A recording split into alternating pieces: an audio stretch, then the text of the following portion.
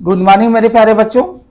तो शेप और ज्योमेट्री की शॉर्ट ट्रिक के बाद आज जो हम शॉर्ट ट्रिक सीखने वाले हैं वो है comparison of bond angle in A molecule. तो इसके लिए सबसे पहले छोटी छोटी पॉइंट्स हम लोग देख लेते हैं और फिर जैसे कि हमेशा हम करते हैं ये प्रैक्टिस क्वेश्चंस के माध्यम से हम इनको बहुत अच्छे से सीख लेंगे। तो आइए पहले हम पॉइंट्स लिखते हैं, यहाँ देख लेते हैं। पहला क्या है, find the hybridization of central atom।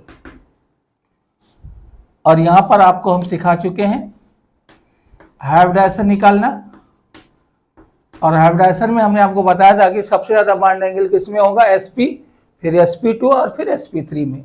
या आप लिख भी सकते हो 180 डिग्री, 120 डिग्री एंड 109.28 डिग्री। अब यदि मॉलिक्यूल के सेंट्रल एटम का हाइब्रिडाइजेशन भी सेम हो तो हम लोग क्या करेंगे, find the lone pair on central atom. और लोन पेयर और सेंट्रल एटम का क्या रिलेशन बताया था, bond angle is inversely to lone pair. तीसरी जो पॉइंट्स हमने आपको बताई थी उसमें हमारा क्या था, वो था इलेक्ट्रोनेगेटिविटी, यानी find the electronegativity of central atom. तो bond angle is directly proportional to electronegativity of the central atom. और अगर मॉलिक्यूल्स में ये तीनों चीजें सेम हो, यानी यहां पर हाइब्रिडाइजेशन भी सेम हो, लोन पेयर भी सेम हो और इलेक्ट्रोनेगेटिविटी भी सेम हो, तो हमारा चौथा पॉइंट क्या था, check the size of side atom. यहां पर आपका जो बॉन्ड एंगल होता था वो साइज ऑफ साइड एटम पर डिपेंड करता था। तो आइए हम लोग इसके कुछ क्वेश्चंस कर लेते हैं। यहां पे जैसे एग्जांपल के तौर पे हम पहले ये क्वेश्चन दे रहे हैं कि आपका CH4 है, या ऐसे लिख लो BeCl2 है, यहां पर BF3 है और यहां पर CH4 है। इसमें बॉन्ड एंगल का कंपैरिजन कैसे करोगे? तो आइए हाइब्रिडाइजेशन पहले चेक करते हैं सेंट्रल एटम का। हाइब्रिडाइजेशन निकालना सिखाया है sp, sp2 और sp3, और लोन पेयर यहां है ही नहीं। तो सबसे पहले हम प्रेफरेंस जो देंगे वो किसको देंगे, हाइब्रिडाइजेशन को। तो सीधी सी बात है कि यहां पर सबसे ज्यादा बॉन्ड एंगल किसमें होगा, BeCl2 में, फिर BF3 में और फिर CH4 में। दूसरा क्वेश्चन हम लोग देख लेते हैं। यहां पे CH4 ले लो, वाटर ले लो और अमोनिया ले लो। CH4 और वाटर और अमोनिया की बात करूं तो सबसे पहले हाइब्रिडाइजेशन निकालें, sp3। यहां पर भी क्या होगा, sp3। हम उम्मीद करते हैं आपको हाइब्रिडाइजेशन निकालना आता है। लोन पेयर चेक करते हैं, यहां लोन पेयर 0, यहां ऑक्सीजन पे 2 लोन पेयर और यहां नाइट्रोजन पर 1 लोन पेयर। तो लोन पेयर के आधार पे हम लोग देखेंगे सबसे ज्यादा जो बॉन्ड एंगल होगा वो कहां पे होगा, जहां पे लोन पेयर 0 होंगे। आप देख रहे हो ना कि bond angle is inversely to lone pair. तो सबसे ज्यादा बॉन्ड एंगल होगा CH4 में, और फिर यहां पर किसमें होगा, अमोनिया में, और सबसे कम बॉन्ड एंगल किसमें होगा, बोलो, वाटर। अब तीसरी पॉइंट्स पे हम लोग आ जाते हैं। इसको भी एक क्वेश्चन के हेल्प से देख लेते हैं। यहां पर अगर मैं आपसे कहूं compare bond angle in NH3 and PS3। तो NH3 और PS3 में क्या है, नाइट्रोजन और फास्फोरस का हाइब्रिडाइजेशन और लोन पेयर सेम है। वैसे हम ड्रैगोज रूल के अनुसार इसमें हाइब्रिडाइजेशन कंसीडर भी नहीं करते, लेकिन अगर आप चाहें तो करके बॉन्ड एंगल का क्वेश्चन कर सकते हैं। यहां पर आपका हाइब्रिडाइजेशन होगा sp3, यहां पे नो हाइब्रिडाइजेशन है, तो यहां पर सिर्फ और सिर्फ इलेक्ट्रोनेगेटिविटी के आधार पर बॉन्ड एंगल अमोनिया में ज्यादा होगा। किससे बोलो, PS3 से। तो आइए बॉन्ड एंगल पर कुछ क्वेश्चंस कर लेते हैं। हमने जो रूल बताए हैं बच्चों, उन रूल्स को ही ध्यान में रखना है, कोई भी सवाल गलत नहीं होगा। तो आइए सबसे पहले हम यहाँ पे देखते हैं कि BF3 BeCl2 और CH4 में तो हमने हाइब्रिडाइजेशन वगैरह निकालना सिखाया है, लोन पेयर भी निकालना सिखाया है। तो आप सभी को पता है कि यहाँ पे जो हाइब्रिडाइजेशन होगा वो होगा sp2, यहाँ होगा sp और यहाँ पे क्या होगा बोलो, sp3। तो अगर मैं बॉन्ड एंगल की बात करूं तो यहाँ सबसे ज्यादा बॉन्ड एंगल हो जाएगा BeCl2 में, और यहाँ पर फिर क्या होगा बोलो, BF3 में, और फिर आपका क्या होगा बोलो, CH4 में, क्योंकि यहाँ पर सभी पे लोन पेयर 0। अब यहाँ पे हम लोग हाइब्रिडाइजेशन सबसे पहले चेक करेंगे। यहाँ पर भी sp3, यहाँ पर भी sp3 और यहाँ पर भी sp3। अब हाइब्रिडाइजेशन अगर सेम हो गया तो हम किसकी बात करते हैं, लोन पेयर की। तो लोन पेयर चेक करेंगे। लोन पेयर यहाँ पर कितना होगा, 0, यहाँ पर कितना होगा, 2, और यहाँ पर कितना होगा, 1 लोन पेयर। तो यहाँ पे जहाँ ज़्यादा लोन पेयर होंगे वहाँ बॉन्ड एंगल कम होगा। तो सबसे ज़्यादा बॉन्ड एंगल किस में होगा बोलो, CH4 में, फिर किस में बोलो, अमोनिया में, और सबसे कम बॉन्ड एंगल किस में होगा, वाटर में। अब आ जाते हैं इसमें। यहाँ पर आप देख लें, यह आपका नाइट्रोजन है, ये फास्फोरस है, ये आर्सेनिक है, और ये SbS3 में है। देखिए इसका हाइब्रिडाइजेशन आप जानते हो कि यहाँ पर नहीं होता है, और यहाँ पर बॉन्ड एंगल हमने ड्रैगोज रूल के अनुसार भी कराया था। लेकिन अगर मान लो वो चीज़ भूल गए हो तो आइए यहाँ पे सीधा सीधा कर लेते हैं। अगर मैं हाइब्रिडाइजेशन की बात करूँ तो यहाँ पे हाइब्रिडाइजेशन अगर मैं कंसीडर भी कर लेता हूँ तो इन सभी का हाइब्रिडाइजेशन क्या होगा, sp3 होगा। सब पर लोन पेयर कितने होंगे, 1 होंगे। तो हाइब्रिडाइजेशन भी सेम, लोन पेयर भी सेम, साइड एटम भी सेम। तो हम सिंपली क्या चेक करेंगे, इलेक्ट्रोनेगेटिविटी चेक करेंगे। अब यहाँ पर सबसे ज्यादा इलेक्ट्रोनेगेटिविटी किसकी है, नाइट्रोजन की, फिर फास्फोरस की, फिर आर्सेनिक की, फिर किसकी बोलो, एंटीमनी की। तो इलेक्ट्रोनेगेटिविटी हम लोग चेक करेंगे। तो इलेक्ट्रोनेगेटिविटी सबसे ज्यादा नाइट्रोजन की, तो यहाँ सीधा लगा दो आप।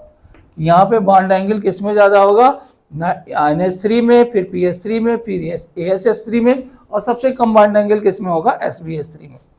अब हम लोग OCl2 और OF2 की बात कर लें। यहाँ पर आइए देख लेते हैं हाइब्रिडाइजेशन क्या होगा। यहाँ पर हाइब्रिडाइजेशन दोनों के केस में क्या है, sp3 है, लोन पेयर भी क्या है, आप जरा देखिए, यहाँ पर 2 और यहाँ पर 2। अगर मैं सेंट्रल एटम के इलेक्ट्रोनेगेटिविटी की बात करूँ तो इलेक्ट्रोनेगेटिविटी दोनों की क्या है बोलो, सेम है। तो अब हमारे पास चौथा ही पॉइंट बचा, साइज ऑफ साइड एटम। तो यहाँ पर क्लोरीन और फ्लोरीन का साइज चेक कर लो। यहाँ पर साइज किसका ज्यादा है, क्लोरीन का। तो अगर बॉन्ड एंगल का कंपैरिजन है तो OCl2 में बॉन्ड एंगल OF2 से ज्यादा होगा।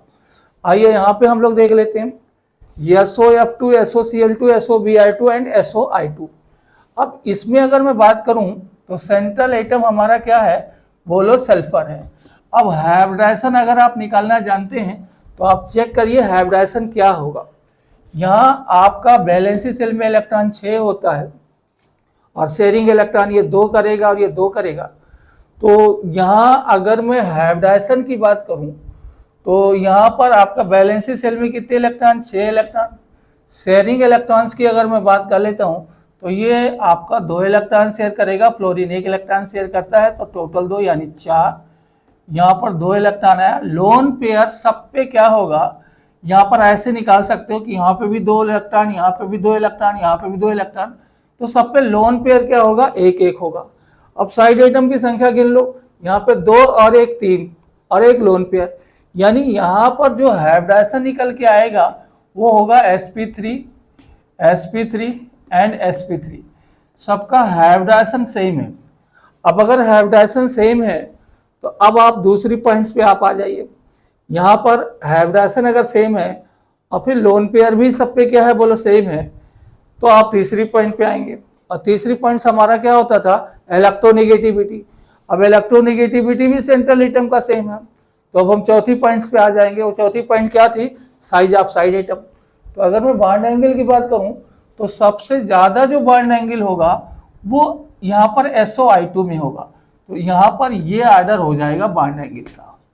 इसी तरीके से यहाँ पे भी आ जाओ, PF3, PCl3, PBr3 और PI3 में।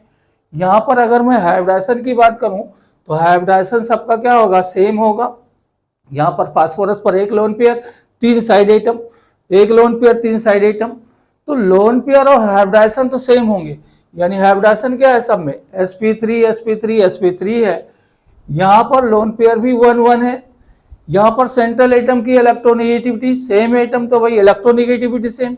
तो यहाँ पे भी बॉन्ड एंगल सीधा सीधा कंपेयर कर लोगे कि अगर मैं बॉन्ड एंगल के कंपैरिजन की बात करूं तो साइड एटम यहाँ पे इसका साइज ज्यादा है, I का साइज ज्यादा है, फ्लोरीन का कम है। तो PF3 इज लेस देन क्या होगा बोलो, PCl3 इज लेस देन क्या होगा बोलो, PBr3 is less than PI3। यहाँ पे आ जाते हैं, ये बहुत ही इंपॉर्टेंट क्वेश्चन है, this is very important question, तो आप थोड़ा सा ध्यान दें। देखिए अगर मैं Cl2 और F2O की बात करूं तो Cl2 और F2O में हमने साइज से करवाया था कि यहाँ पर आपका OCl2 और OF2 यही तो था ना, Cl2O और F2O में Cl2 का F2O से क्या होगा बोलो, ज्यादा होगा। लेकिन अब यहाँ पे बात आती है कि F2O और H2O का बॉन्ड एंगल हम लोग कैसे कंपेयर करेंगे।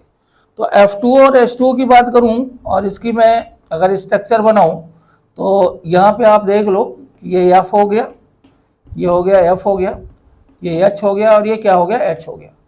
तो अब यहाँ पर एक एक पॉइंट्स हम लोग सीखते चले। सबसे पहले तो हाइब्रिडाइजेशन की बात कर लेते हैं, फिर हम इलेक्ट्रोनिगेटिविटी की बात करेंगे। अब देखिए इलेक्ट्रोनिगेटिविटी में यहाँ दोनों जगह ऑक्सीजन है, तो आपको लग रहा होगा कि इलेक्ट्रोनिगेटिविटी सेम होगा, लेकिन यहाँ इलेक्ट्रोनिगेटिविटी की बात करेंगे तो यहाँ फ्लोरीन मोर इलेक्ट्रोनिगेटिव है, तो बॉन्ड पेयर जो होगा वो फ्लोरीन की तरफ होगा, और यहाँ पर बॉन्ड पेयर क्या होगा, ऑक्सीजन की तरफ होगा।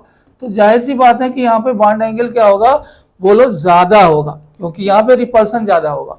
तो ये ध्यान रखना कि Cl2O में बॉन्ड एंगल सबसे ज्यादा, और उसके बाद किसमें बोलो, H2O में, और सबसे कम बॉन्ड एंगल किसमें होगा बोलो, F2O का होगा। क्योंकि H2O और F2O के केस में यहाँ पर ऑक्सीजन दोनों क्या है, सेम लगे हुए हैं, लेकिन अगर मैं कंपेयर करूं तो यहाँ पर ऑक्सीजन की जो इलेक्ट्रोनेगेटिविटी है वो हाइड्रोजन की तुलना में ज्यादा है। तो आप अब आ जाते हैं इसमें, यहाँ पर इसमें हमारा क्या होगा, अगर मैं हाइब्रिडाइजेशन की बात करूं तो ये आपका NO2 प्लस था, सॉरी NO2 प्लस, और ये NO2 और ये NO2 माइनस। अब यहाँ पर अगर मैं हाइब्रिडाइजेशन की बात करता हूँ तो हाइब्रिडाइजेशन यहाँ पर क्या होगा, ये देख लो कि नाइट्रोजन का 5 वैलेंसी सेल था, 1 हो गया, 4 हो गया, 2 एक ऑक्सीजन 2 शेयरिंग करता है, तो 2 दूनी 4, यानी वैलेंसी सेल में इलेक्ट्रॉन क्या होगा, इसके 0 होगा सेंट्रल एटम पर। तो यहाँ पर जो हाइब्रिडाइजेशन होगा वो क्या हो जाएगा बोलो, sp हो जाएगा। NO2 प्लस पे हाइब्रिडाइजेशन क्या होगा बोलो, sp होगा। अगर यहाँ पे मैं बात करूं तो यहाँ पे आप देख लीजिए हाइब्रिडाइजेशन निकालना, NO2 बताया था, यहाँ पर भी क्या होगा sp2, और यहाँ पर भी क्या होगा वेलो sp2। अब देखिए सबसे ज्यादा बॉन्ड एंगल तो इसमें हो जाएगा, लेकिन अब इन दोनों केस में हाइब्रिडाइजेशन सेम है, सेंट्रल एटम क्या है बोलो, सेम है। तो अब यहाँ हम लोग इलेक्ट्रोनिगेटिविटी के आधार पे काम करेंगे। तो यहाँ अगर मैं चेक करूँ तो यहाँ पे अनपेयर्ड इलेक्ट्रॉन आएगा और यहाँ पर क्या आएगा, एक लोन पेयर आएगा। तो अब यहाँ पे थोड़ा सा ध्यान देने की जरूरत है कि सबसे ज्यादा बॉन्ड एंगल तो किसका होगा, NO2 प्लस का होगा। अब इन दोनों में हाइब्रिडाइजेशन सेम है, सेंट्रल एटम भी सेम है, यहाँ पर एक इलेक्ट्रॉन है और यहाँ पर 2 इलेक्ट्रॉन है। तो अब इलेक्ट्रोनिगेटिविटी की अगर मैं बात करूँ तो इसमें इलेक्ट्रोनिगेटिविटी किसकी ज्यादा होगी, इस नाइट्रोजन की, क्योंकि यहाँ पर एक ही अनपेयर्ड इलेक्ट्रॉन है सेंट्रल एटम पर, और इस नाइट्रोजन की इलेक्ट्रोनिगेटिविटी क्या हो जाएगी, कम हो जाएगी। तो यहाँ पर NO2 प्लस और ये क्या होगा NO2, एंड सबसे कम बॉन्ड एंगल किस में होगा NO2 माइनस में। तो ये बहुत अच्छे से आप लोग सीख लीजिएगा।